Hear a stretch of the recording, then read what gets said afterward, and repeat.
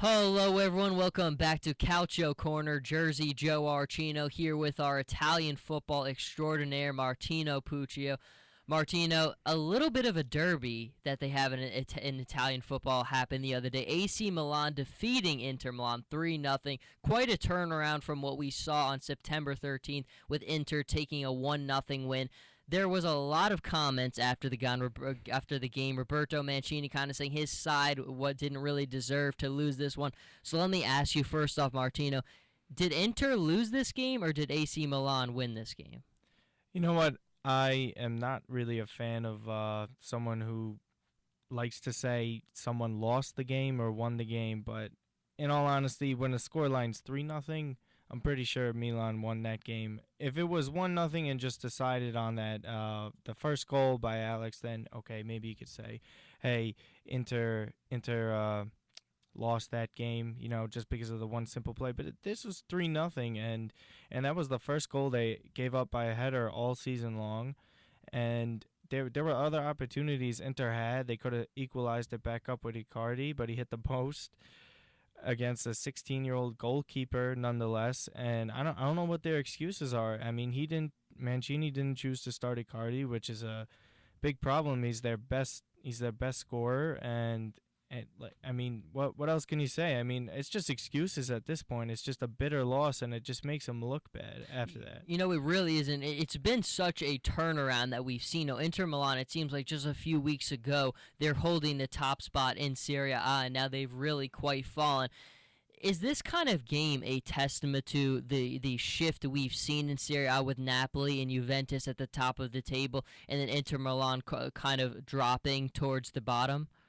I think it's more of Inter's midfield finally getting exposed for what it is, and it's just average at best. And in this league, aside from your defense, the most important thing is going to be your midfield, because if you don't have a midfield, your whole defense is going to be getting attacked the whole entire game, and eventually they're going to wear down, which they did yesterday, and they lost 3-0, and it's a big deal because Juve's defense, they had a lot of injuries prior to the year too, with Khedira, and they had Vidal leaving and Pirlo. It took them a little while to get back to where they were, and Napoli's known for having probably the best midfield in the league, and that's pretty much what it's been like. It's just been Inter hasn't been able to keep afloat this whole time, and now they got all these problems with Icardi. If they're not scoring and if they can't hold the ball in the midfield, then that defense is just going to get bombarded. Well, we've talked a lot about what Inter can't do, but what about AC Milan? What can they do? Because this is kind of for the first time in 2 years where they can walk away from this feeling good about themselves. Is this kind of a say where AC Milan is moving forward? Well, I mean, it's hard to say because we could have said that 2 years ago, and look where we are now. Yes. They're kind of saying the same thing again, but this one is a little different than that one. They've spent money over the past summer. They spent $80 million finally, and it didn't show in the first showing, the first derby. But this time it's a 3-0 win. It's not a 1-0 win. They got the header, then they got a break when Icardi hit the post, and then they poured on two more goals, and they just beat Fiorentina recently, and they're probably going to knock off Alessandria in the Coppa Italia semifinals. So if they go all the way to the finals, then they got to feel good about themselves, and they're only playing once a week, so they don't really have to worry about all these Europe games like Europa League for all these other teams that are placed higher than them. They have time to relax once a week and prepare for each team that they play on Sunday or Saturday whenever they play, and it could go in their favor.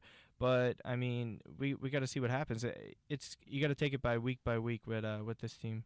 Now, I think we'd be kind of remiss if we didn't talk about the goalkeeping situation right now for AC Milan. Obviously, it's at its core. I mean, it's a 16-year-old young stud player who has so much potential.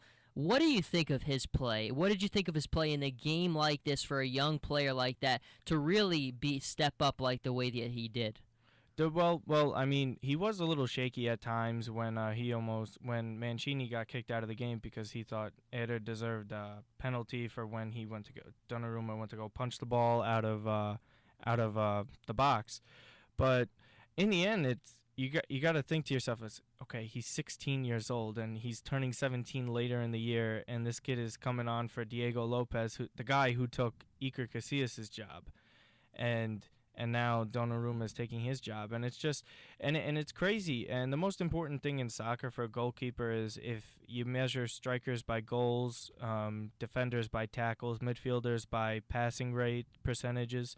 The most important thing for a goalie is clean sheets, and he kept a clean sheet in his first ever derby, which is huge. No matter if you're 35, 25, or 16 years old, if you keep a clean sheet like that against a team like that, I mean it speaks volumes, and it was a gutsy move by Mihailovic to even put him in there in the first place, because they're not really known for playing the younger guys. They've been selling them recently as Aubameyang, Darmian. All these guys grew up in their youth system. They're gone, and they've gone on to greater pastures now. But this is the one kid they kept and started, and look what happened. It's paying off as so far.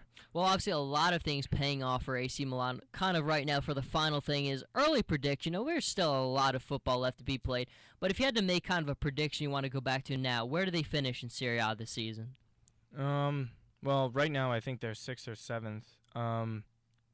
It really depends. They've got two of the big tough games out of the way, and they came away with the wins against Inter and Fiorentina. But I think they can. This team has the potential to finish fourth if they beat the teams they're supposed to beat. The Genoas, the Udinese, all these other teams. They gotta maximize their points. As Leicester City in the Premier League, they don't drop points against teams they would normally draw to or lose against it. It's not just winning the games against the Juves, the Romas. It's all those other points that add up eventually. But I mean, they're on the hot streak right now. So if they could ride it out for a little while, who knows? They Champions League doesn't seem like it's doable. They're at least like 10 points out of that right now, and that's a big hill to climb. But as of right now, they could definitely make Europa League if they keep this up. Well, we will certainly continue to see if AC Milan can ride it out and get to the places they want to go. Until then, Jersey Joe Archino here with Martino Puccio. We'll be back next time with Calcio Corner.